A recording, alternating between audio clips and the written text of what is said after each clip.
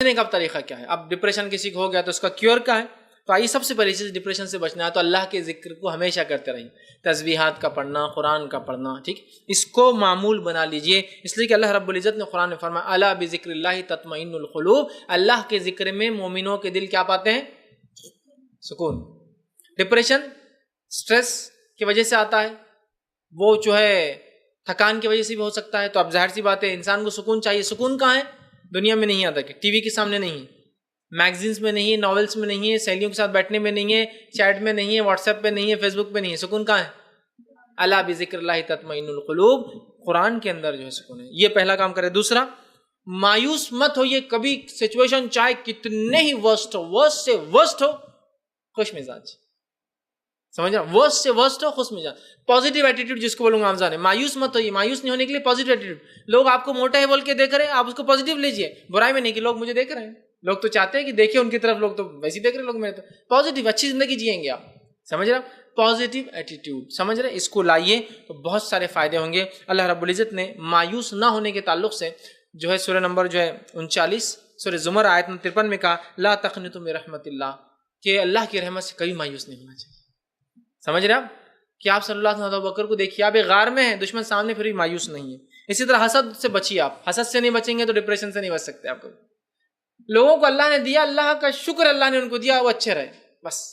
آپ بھی مطمئن، مجھے جو دیا مطمئن ہو، وہ جو ہے یہ بھی ٹونٹ کی اس میں نہ ہو. اللہ نے جو دیا ان کو اٹھا رہے، ہم کو جو ہم بھی بہت اچھے، ویسا نہیں. ایک دم اللہ کے نام، اللہ نے ماشاءاللہ دیا وہ اچھے رہ رہے، اللہ نے ہم کو نہیں دیا ہم بھی خوش ہیں، لیکن الحمدللہ جو بھی ہے خوش. اور یہ کب ہوں گا آپ کو؟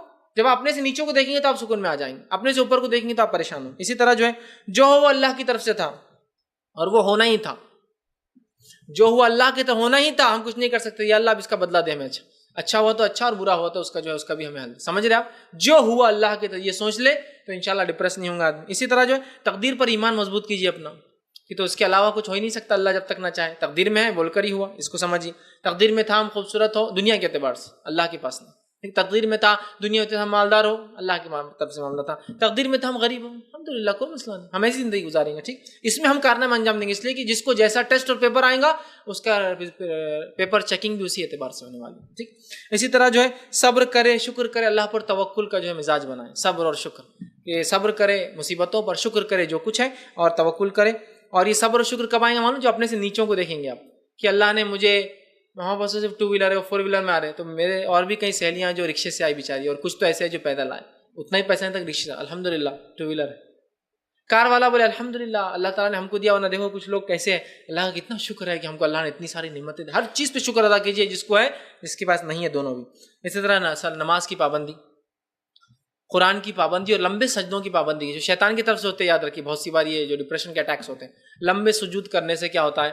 آدمی کے ڈپریشنز حل ہوتے ہیں، اللہ کے سامنے گر گڑاتا ہے تو اس سے فائدہ ہوتا ہے. اسی طرح رائٹ کائنڈ آف فوڈ، مطلب کھانے کی اچھی عادت ڈالی، ہیلدی فوڈ کھائیے، اس سے بھی ڈپریشن ریلیز ہوتا ہے، یہ بھی ایک solution. Right kind of exercise بھی کیا کیجیے، اس لیے کہ اس سے فائدہ، ورنہ بہت ساری بار مسلم عورتیں ایکسرسائز نہیں کرتی اور اس کو بہت برا سمجھ. ایکسرسائز کی بھی عادت ڈالی. ٹھیک ہے، اسی طرح جو ہے فلم اور ڈرامے سے پرہیز کیجیے، اس لیے کہ ڈپریشن کی علامت ہے. یا اگر نہیں ہے آپ کو ڈپریشن تو ڈپریشن لا دیتے ہیں، چونکہ اس میں دیکھ کے انسان ناشکرا ہو جاتا ہے. ٹھیک ہے، اسی طرح اپنے سے نیچے لوگوں کو دیکھیے تو انشاءاللہ آپ شکر کریں گے. علاج کی شکل ہے. اور ہمیشہ یاد رکھیے کہ ہنستے رہیے، کیپ اسمائلنگ، اس لیے کہ یہ ایک سنت ہے. تو ہنسنے سے آپ کو کیا ہوگا؟ اتنا مت ہنسی کہ آپ کا دل ہی خراب ہو جائے. ہاں ہنستے رہے دن بھر کے لوگ بڑے پاگل بچی آ گئی. ٹھیک، لیکن ہنستے رہیے. لیکن اب ہنسنا بڑا مصیبت ہے آج کے دور میں، کہ تو کوئی ہنستا نہیں. اب آپ کسی محل میں جا کے ہنس رہے، ادھر آؤ، کیوں ہنس رہے؟ کچھ میں نے غلط پہنی نہیں آنٹی، کیوں ہنس رہے تھے؟ میرے کو ہنسنا نہیں آنٹی. بولیں گے یار کیا مسئلہ ہے؟ کس نے بولا السلام علیکم آنٹی کیسے، اتنا کیوں ہنس رہے؟ ہم اتنے مصیبت میں بیمار اور ہنستے آ رہے تم ہمارے پاس.